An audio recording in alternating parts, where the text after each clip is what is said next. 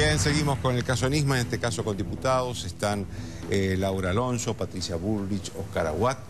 Y primero quiero preguntarle a Alonso y a Bullrich, ¿qué hablaron con Nisman? Bueno, Laura Alonso estuvo con la fiscal y hizo su declaración. ¿Qué hablaron con Nisman en las horas previas a que fuera encontrado muerto? Bueno, nosotras llegamos distinto y no sabía, por lo menos yo no lo sabía, creo que vos tampoco, que Alberto Nisman nos había convocado a su oficina en la Fiscalía el día miércoles 14, pocas horas después de su presentación de la denuncia. En ese momento, los primeros 15 minutos, yo llegué antes, me reuní con él, encontré por supuesto una persona que había hecho una denuncia la más fuerte en términos políticos que conocemos en estos 31 años de democracia, un fiscal que sabía de cabo a rabo, conocía la denuncia y sabía lo que se venía. En ese momento, digamos, conversamos sobre los ejes de la denuncia. Cristina ordenó todo, se lo dijo no solo lo dijo a mí, se lo dijo a La Nación, es título del diario La Nación del día jueves. Cristina Kirchner decidió todo respecto de el plano, esta confabulación de impunidad negociada con los acusados iraníes, de una inmoralidad y de una bajeza, o sea, es negociar con el asesino. Y me parece que lo que hay aquí es empezar a revelar las razones, que nadie encontraba cuáles eran esas razones o cuáles eran esos motivos todo el cuando mundo se fuimos a preguntaba esto. por qué se había firmado ese acuerdo y nadie podía tener una respuesta. Él habló de la seguridad, que él no temía por sí mismo, del aumento de las amenazas sobre su figura, información que le había llegado de boca de la Procuradora General, que lo había llamado en diciembre. Este es un dato que yo sí aporté al expediente porque no estaba, y que él había rechazado en ese momento, y que él no sentía miedo, pero que sí tenía miedo por sus hijas.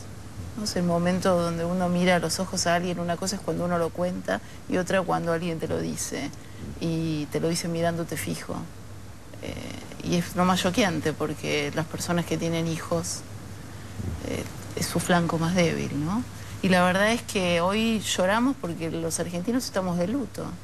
Perdimos a un fiscal de la democracia, un fiscal de la nación, en circunstancias dudosas, por haber denunciado a la presidenta 4 días antes, y un día antes de venir al Congreso, él aceptó solícito nuestra invitación y pidió que la reunión en la Comisión de Legislación Penal que preside Patricia fuera después del fin de semana. Así se podía preparar bien, porque iba a traer más pruebas. Entonces, la verdad es que las cosas que hay que escuchar, que se dicen de una persona que hoy está muerta y que hizo el trabajo que la Constitución le manda, porque la Constitución obliga a un fiscal de la nación a construir hipótesis, a hacer denuncias, a molestar al poder, pero a molestarlo con evidencia. Y él estaba convencido de que todos los indicios que le dieron las escuchas ilegales, él los pudo comprobar y contrastar con datos objetivos, transformándolos en prueba. Patricia. Bueno, imagínate que... Me parece que vos hablaste el sábado, ¿no? Sí, pero el miércoles, imagínate esta situación, ¿no? Un fiscal que te dice, yo estaba escuchando a los iraníes y a un contacto de los iraníes acá con una sola obsesión, tratando de ver si en algún momento estaban fuera de Irán, porque como estaban bajo alertas rojas de Interpol, los podía detener. Y de golpe en esas escuchas empiezo a escuchar otras cosas, otras conversaciones que me llamaban poderosamente la atención, que no podía terminar de entender lo que estaba escuchando, que había reuniones, que se estaba cocinando un acuerdo. Nos dijo, ustedes lo que tienen que entender es que el memorándum con Irán es el último paso del pacto de la impunidad. No el primero, que el pacto de la impunidad empezó mucho antes, muchísimo antes, cuando empezó la primera reunión, que yo no le creía a Eliashev, que se había hecho en la ciudad de Alepo. Y Alepo en Siria. En Alepo. Que fue Pepe Eliashev el que dio la primera. Y nos dice, en un momento nos dice, imagínense ustedes que yo estoy escuchando a los iraníes para tratar de detenerlos y de golpe escucho que un agente secreto argentino de mi país, trabajando para la presidenta, le pasa información sobre la causa y sobre mi familia, sobre mí, sobre mis hijas, sobre actividades de mis hijas a los acusados iraníes. ¿Eso dijo? Eso dice, ¿eso qué es? ¿Eso no es traición? Eso nos dijo. Entonces, dice, eso me terminó de convencer de hacer algo que nunca en mi vida me imaginé que iba a hacer, que era tener que denunciar a la presidenta de los argentinos. Dice, porque yo me había sentido respaldado y la verdad nos lo dijo y es honorable de nuestra parte decirlo, aunque siempre hemos sido opositoras y opositores. Yo con Néstor Kirchner nunca sentí esto, dice. Sin embargo, cuando Néstor murió, Cristina comenzó una negociación con los iraníes y comenzó a traicionar la causa. Y eso fue lo que nos dijo ese miércoles y el sábado, cuando me llamó tipo 6 de la tarde, había habido como una declaración de Esteche diciendo voy a ir, y Diana Conti había dicho voy con los tapones de punta, dijeron que iban a ir a hacer como una especie de campamento desde las 10 de la mañana, que no nos iban a dejar hacer la reunión. Y entonces me llamó preocupado, me dice, diputada, me trataba de usted, nunca me tuteó, diputada, me dice, ¿usted me va a garantizar la seguridad? Sí, le digo, Esteche no va a entrar a la reunión. Ahora, le digo, algún insulto puede haber, algo puede pasar, le digo, pero es lo que estamos acostumbrados todos, pero es el clima que se vive en el Congreso, pero nosotros le vamos a garantizar una reunión donde usted va a poder exponer, las personas van a hacer los diputados van a hacer preguntas y va a ser, es decir, una persona preocupada por la seguridad de una reunión en un lugar como el Congreso de la Nación. Por eso es tan inimaginable pensar que en ese lapso de las 6 de la tarde hasta las 2, 3 de la tarde del otro día, esa persona estudiando, preocupada por lo que podía pasar en una reunión donde, ¿qué podía haber? Un insulto de La Rocque, un insulto de Diana Conti, que nosotros no lo íbamos a permitir, pero podía pasar porque es un clima que conocemos en el Congreso, de golpe aparece muerta. ¿Cómo no vamos a ligar nosotros eso con este proceso? ¿Cómo lo vamos a desligar? En consecuencia, evidentemente, este es el fin de un proceso de violencia que uno teóricamente siempre lo dijo, ¿no? Yo, quizás más que como política, como cientista política, siempre dije, la violencia simbólica, los scratches, la violencia verbal termina en violencia física. Pero yo lo decía teóricamente, y ahora pasó. La violencia pasó la raya de la violencia simbólica, del escrache, a un muerto de la democracia. Y esto es gravísimo institucionalmente y por eso tenemos que salir todos a la calle, porque si el poder no nos garantiza justicia, si el poder no nos garantiza seguridad, si el poder no nos garantiza que el que investiga se mantenga vivo y pueda investigar, y lo pueden matar o lo pueden amenazar como a Bonadío, entonces, ¿qué necesitamos? Que la gente genere una campana de protección a aquellos que deben de hacer su trabajo, diputados, ciudadanos, fiscales, jueces, periodistas. Oscar, vos no hablaste con Nisman, creo, pero has estado hasta diciembre en el Consejo de la Magistratura y este es un tema que atañe al Poder Judicial. ¿Cómo ves esto? Inclusive las divisiones que hay dentro del Poder Judicial, ¿no? Yo la verdad, las escucho a ellas, yo estoy choqueado todavía. Esto es mucho más que el hecho más grave de los 30 años de democracia. Esto es más grave que el Watergate. Lo que pasa es que el Watergate fue en Estados Unidos, pero Nixon tuvo que renunciar a la presidencia. Acá mataron al fiscal. A Nixon también lo acusaba un fiscal. Sí, un fiscal especial. Un fiscal especial. Él renunció. Acá mataron al fiscal. No, es de una gravedad. Lo que ha pasado en la Argentina... lo que dice Patricia es así. Cuando Nisman le dijo a ella, usted me garantiza la seguridad, ¿cómo no vamos a garantizar? Si nosotros siempre hemos escuchado estas amenazas, porque nos han amenazado, nos tienen controlados los correos, los teléfonos.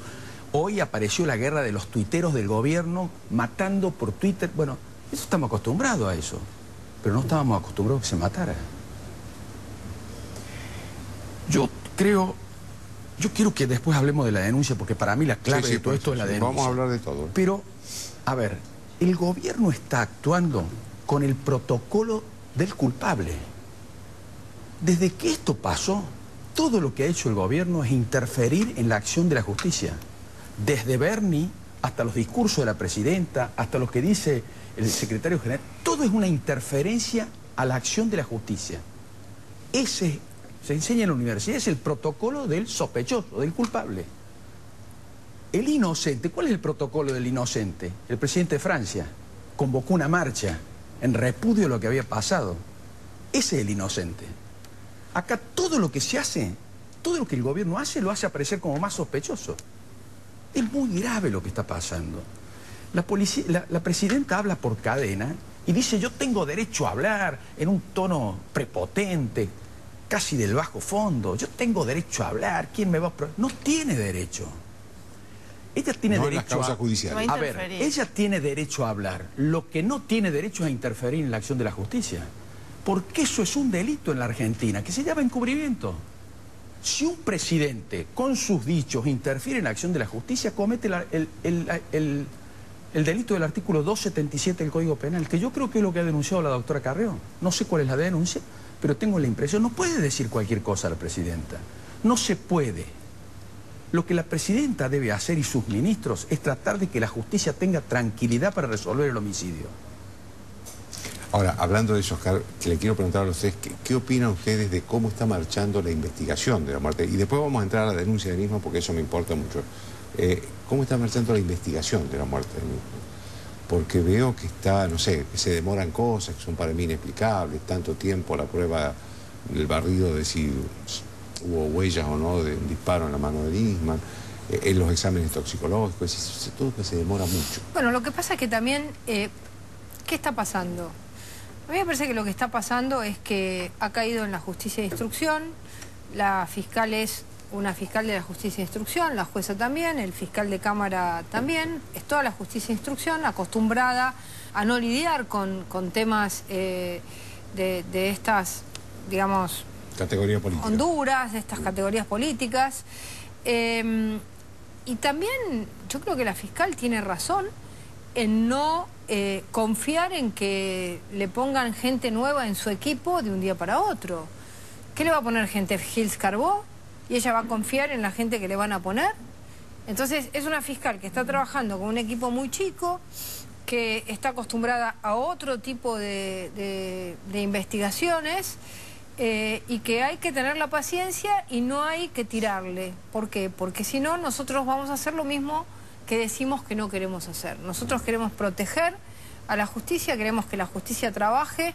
Si el examen toxicológico tarda y no le dan prioridad, bueno, la ciudadanía tiene que saber que esto está pasando, la ciudadanía tiene que saber que hay una fiscal con un equipo muy chico investigando el caso más importante, como dijo Oscar, de la historia democrática de la Argentina. Entonces hay que acompañarla, hay que ayudarlos, no hay que, digamos, entrar en la locura de la presidenta o de Fernández, que los atacan permanentemente. Por lo menos es lo que yo creo que hay que hacer. No sé si anda bien o no anda bien, no quiero ponerme en detective, lo que sí quiero es ponerme en el lugar institucional que nos corresponde. Dejemos que la justicia actúe, y si las cosas tardan, también tienen que ver con el contexto, porque ¿qué pasa si la fiscal mañana le pide a la FBI que la ayude en esta investigación? ¿Qué le van a decir? Que esa gente la hacía. Entonces, tiene muchos límites, muchas limitaciones para actuar. ¿Qué hubiera pasado? ¿Qué hizo Hollande con Charlie Hebdo? Inmediatamente llamó a los servicios de inteligencia de todas partes del mundo para que lo ayuden, para que la investigación tenga más mirada, sea más amplia. ¿Qué está pasando acá? Nada, hay una fiscal con 4 empleados en una pequeña oficina abarrotada de papeles, trabajando sin el más mínimo apoyo. Y si pide apoyo la van a acusar de todo. Entonces, apoyémosla, dejémosla que trabaje y que sea lo mejor que pueda pasar, que es apoyar a la justicia. A mí me parece que le queda poco tiempo en la justicia ordinaria a la causa de la muerte de Alberto Nisman, básicamente porque es una muerte política que está atada a la denuncia que él había hecho 4 días antes, con lo cual, y me parece que la fiscal Fein es consciente de esto y es como que está llevando adelante toda una cantidad de procedimientos sin opinar sobre digo, no es mi materia y no nos corresponde opinar, pero me parece que ella está llevando adelante una cantidad de cosas a sabiendas de que esto en algún momento pasa al fuero federal. ¿Por qué? Porque detrás de esta muerte ahí... Cuando haya la más mínima sospecha que el homicidio pasa. No, pero no solo por eso, porque no necesariamente tiene por qué ser homicidio. Porque la denuncia de Nisman y su muerte 4 días después lo transforma en una cuestión de Estado, como fue dicho acá. O sea, no es una muerte común. Estamos hablando de otra cosa. Aquí se ha violado de parte de la presidenta el artículo 109 de la Constitución Nacional. Es mal desempeño funcionario público. El Poder Ejecutivo no puede intervenir en causas judiciales. Esto está así clarito, clarísimo como el agua en la Constitución de la Nación Argentina. Si es que todavía existe nación. Yo creo que sí, que hay una parte de la Argentina que quiere construir nación.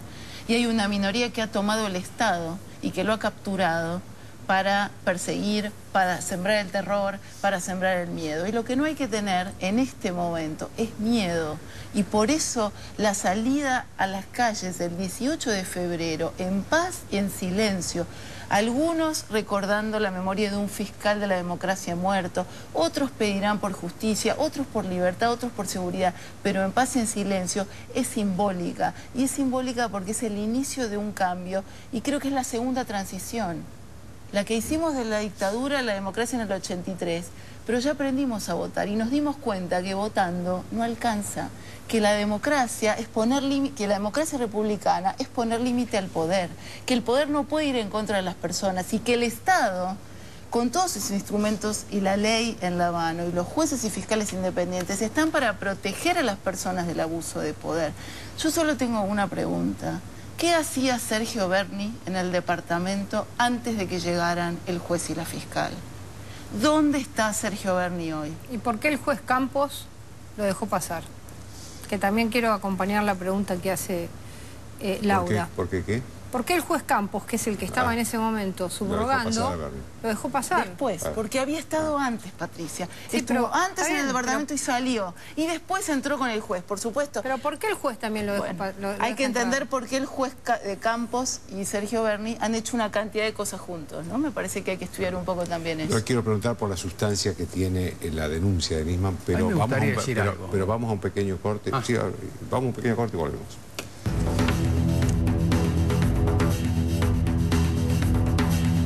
Auspician desde el llano. Grupo Petersen, desde